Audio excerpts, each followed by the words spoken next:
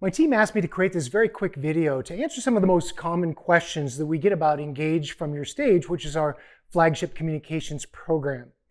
And before we do, I want to say this: Happy New Year. I know many of you early in the season right now are setting your New Year's resolutions, your goals, and your targets to be, do, and have more by the end of the year. Now, as you do that, the three things that we hear the most of are: we want to achieve more business growth, we want to achieve better financial situation, income, profit, cash flow for our business, and how can we do more with less? How can we achieve more and accomplish more with fewer resources, or work smarter and not harder? Now, my question to you is, when you get to the end of the year, what's going to be different? What are you going to do differently? Or what action or skill will you add to your plethora of resources to make sure that you achieve those targets that you set for the end of the year? Now, I know there's one skill, and it's the reason many of you are here, and that's called Engage from Your Stage, which is our speaker intensive program.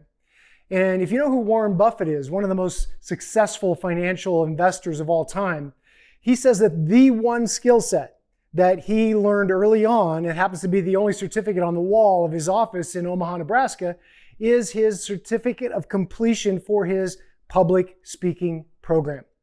Now, there's many types of public speaking programs, and I'm going to share with you what you need to look for, what must happen for you to achieve some of those targets of business growth, economic success, and leverage for your business.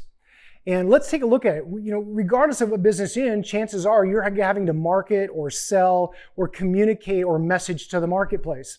How do you do that more effectively? Well, let's start by looking at what represents your typical market. There's a metaphor of the iceberg, and what percentage of the iceberg, by the way, is above the waterline? It's about 10%. Now, if that 10% is above, it's what everyone can see. We don't notice what's below the waterline, but we can see what's above it. That 10% above the waterline, it represents the part of your market of the people who are open to buying or who are buying now. Somewhere between 3 to 5% are outwardly looking for a product or service, or they're open to buying if they happen to see you online or happen to see you at a trade show. Now, here's what's interesting, is that most of us are marketing towards that 10%, traditional advertising, social media, and so forth. The challenge is this: that part of your market is the noisiest and most cluttered part of your market. It's the most expensive way and the most competitive way to achieve landing your message with your prospects.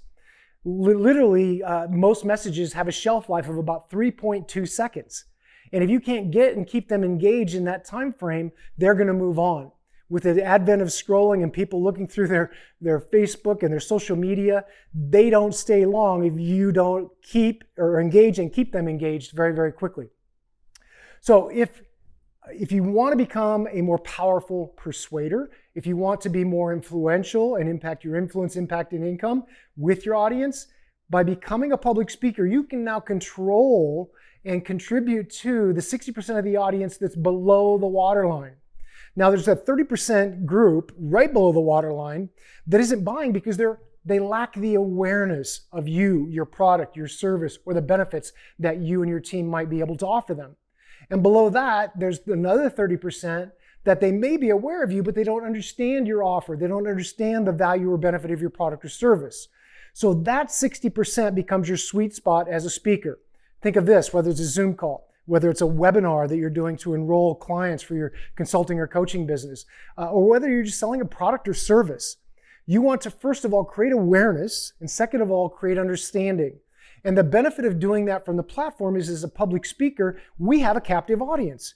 You get to speak directly to, you get to frame and message and wound them to the point where they get dissatisfied with their current quality of life and want something better. They're salivating for a solution that your product or service solves for them. And the last 30% on that iceberg is simply not your client. They're people who definitely aren't interested, don't know what they want, or don't need what you have to sell, even if they did want it. And that could be a 5-year-old. If you're selling a car to a 5-year-old, that's not your client, nor an education to a 95-year-old. So here's what's important. Because you're a public speaker, you immediately have credibility. Credibility by being invited to be on the platform, either you creating your own platform or speaking on someone else's stage. And that means that the credibility comes from two ingredients: trust and knowledge. And if you can create trust, and if you can educate them, that's where education-based selling comes into play. If you can educate them, they're more likely to change or vote with their dollars. That's why we say that awareness precedes understanding, and understanding precedes change. They have to be aware of you, they have to understand the value, and they will vote with their dollars. Now, knowing that, why don't more people speak in public? Why don't more people invest in the training to be able to leverage their resources and go one-to-many versus one-to-one? To me, it's absolutely crazy that people won't do that. Now, there are some reasons why. I think the most common reason why people avoid or resist learning how to speak in public is because they're afraid. Now, if you look up fear in the dictionary, fear simply means that you're about to do something that you don't feel prepared for. It works in fight or flight situations, but if you simply prepare yourself and know what you need to say and how to say it, you can feel more comfortable. The other reason why people have fear of speaking is because they're thinking about themselves. They're thinking about, do I look good? Do I sound good? Not what outcome do I want to produce? And if you focus on the outcome, what needs and wants and challenges do you solve, and think about your audience, you're not going to be fearful about how you show up because you're so committed to the outcome for those people sitting in your room. Now, the other issue that sometimes creates problems is that when people speak, they present. And what do I mean by that? Presenting is sharing information. You can share information, but if you don't engage your audience, and I'd like to challenge you to shift from presenting to persuading. Meaning, instead of just sharing information, how do you engage your audience? How do you ask them questions that they have to stay engaged to answer? We teach a process that's very powerful for this called ask, don't tell. Stop sharing and presenting and start asking so people stay engaged and involved. The other two other challenges, and they're both the antithesis of each other, if you will. One is that a lot of people like to wing it. They feel like, well, I just want to speak from my heart. Well, that's great because it makes you feel good. But if you realize the biggest outcome for having success with your audience is to make sure that you control the feeling that you leave with your audience. That's what's going to compel them to take action, enroll, or buy your products or services. So make sure that when you talk, you don't have to wing it, because for the audience, there's no beginning, there's no middle, there's no end, there's no thread for them to follow. So if you just wing it, you're not sure if it's going to work or not. The other worst part of that is someone who wants to memorize their talk, meaning they go word for word and they're trying to memorize each line. I think early last year, we did a program in Nashville, Tennessee. And one of the participants came to the program, had just a few months earlier gone through a multi-day speakers boot camp and had paid $27,000 to go through that boot camp, and walked away with 45 pages of printed, scripted dialogue that she was trying to memorize so she could get in front of a camera or get on stage to do her talk. Now that's just crazy, because if you're memorizing, now you're in your head and you can't be present with your audience, and they'll feel that, so there's a disconnect. So neither one of those are the ideal scenario for you to have success in touching the hearts of your client or your participant or audience member. Two of the last things I'll share that create discomfort or challenges from people on the platform. One is to be incongruent. That means that your physiology and your voice qualities don't match, support, and reinforce the actual scripting or words or dialogue that you're sharing. And the last one is selling. Most people look at selling as an icky thing. It's like things they push away. They don't like salespeople. And so because they don't like it, many times when people get on stage, is they feel bad about trying to convince or cajole or stack a sales process so they don't have to think about inviting them to participate when they sell. So they either tiptoe and they become wishy-washy or nervous when they get ready to go to their call to action.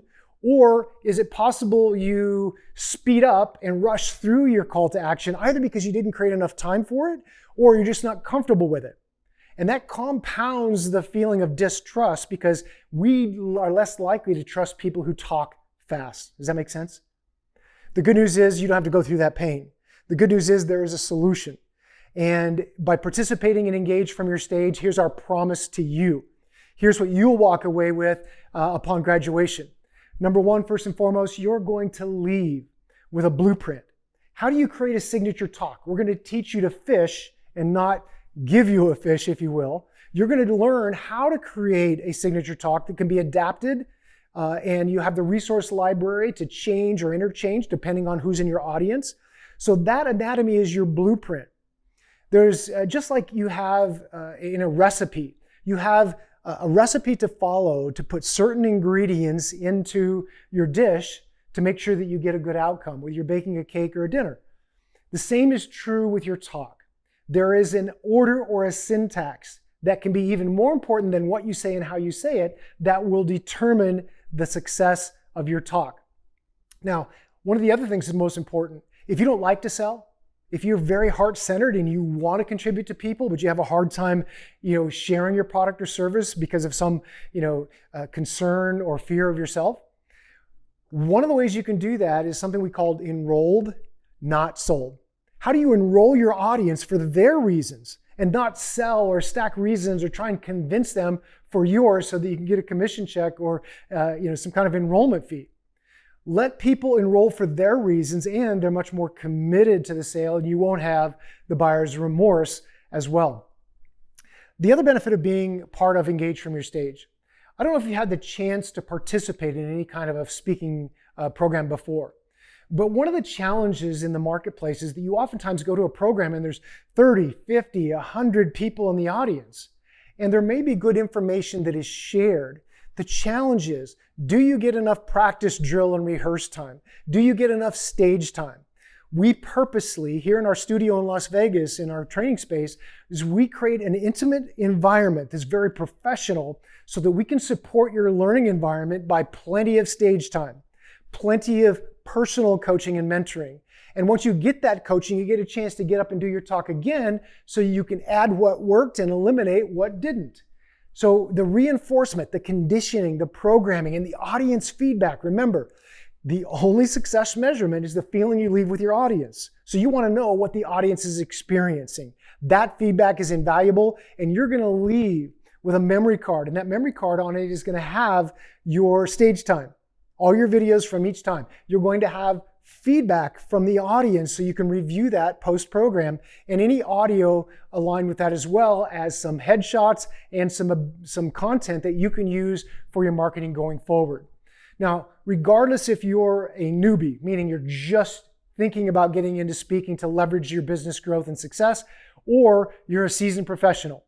We have clients who are new. We have clients who make $250,000 per day to speak. And a variety of people in between. So regardless of where you're at, I would challenge you to apply. See if this program is a fit for you. What I can tell you is that the average rating from 0 to 10 from the graduates of our program is an amazing 9.95. That's a 995 out of 10. So that's their critique or criteria for measuring the value that they took away from this program. Now, I will tell you, it's called a speaker intensive for a reason. Come well rested, be ready to participate, be ready to play full out. This will be transformational. Now, before we can even sign you up and get you registered, we want to make sure that there's a fit for you. So go to our landing page, go to www.engagefromyourstage.com. That's engagefromyourstage.com. Go ahead and look at all the material and the contents and the logistics on there. And if you feel like it's a good fit for you, if you feel like it's right for you, then fill out the Jot form with your name, your email address, and your phone number. What we'll do is we'll schedule a call. I want to speak with you one-on-one for a couple different reasons. First and foremost, it's got to be valuable for you. There's got to be benefit for you. If not, we can postpone it to a later date. The next is there a fit with you and the remainder of the group that'll be participating? So if that's the case, then we'll invite you to apply and come play with us. And upon graduation, I hope you have the feeling that you're now able to get from your talk and not just through it. Many people say, gosh, I'm glad that's over, as opposed to those who actually made a difference and created revenues or clients or impact from your message. Remember, when you master your message, you move your audience, and you can make a bigger difference. Happy New Year.